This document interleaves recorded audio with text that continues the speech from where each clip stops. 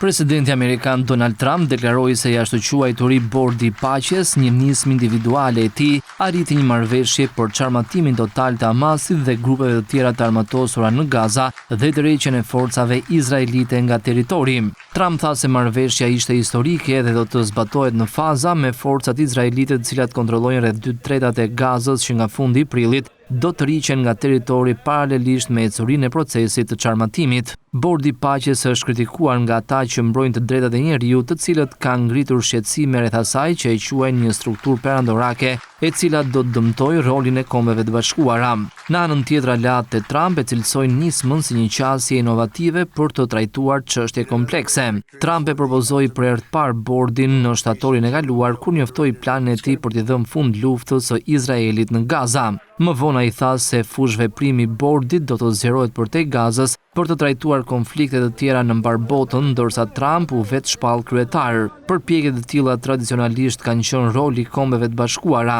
Shtetet anëtare do të kufizohen në mandate 3 vjeçare përveç rasteve kur paguajnë $1 miliard për të financuar aktivitetet e bordit dhe për të fituar antarësim të përhershëm, thuhet në statutin e bordit. Deri më tani, 27 shtete anë botës janë bërë pjesë e bordit të paqes, duke përfshirë Shqipërinë dhe Kosovën, ndërsa mungojnë aleatët tradicional të Shteteve të Bashkuara, si vendet kryesore europiane, Mbretëria e Bashkuar, Kanadaja, Japonia e të tjerë. Këshilli i Sigurimit i Kombeve të Bashkuara miratoi një rezolutë të hartuar nga Shtetet e Bashkuara në nëntor, duke i njohur bordin si një administratë kalimtare dhe të përkohshme që do të përcaktojë kornizën ligjore dhe do të koordinojë fondet për rindërtimin e Gazës. Rezoluta e autorizoi bordin të vendosë një forcë të përkohshme ndërkombëtare të stabilizimit në Gaza, duke kufizuar fush veprimin vetëm në këtë zonë deri në vitin 2027. Bordit i kërkohet të raportojë mbi progresin e tij në Këshillin e Sigurimit me 15 anëtar çdo 6 muaj.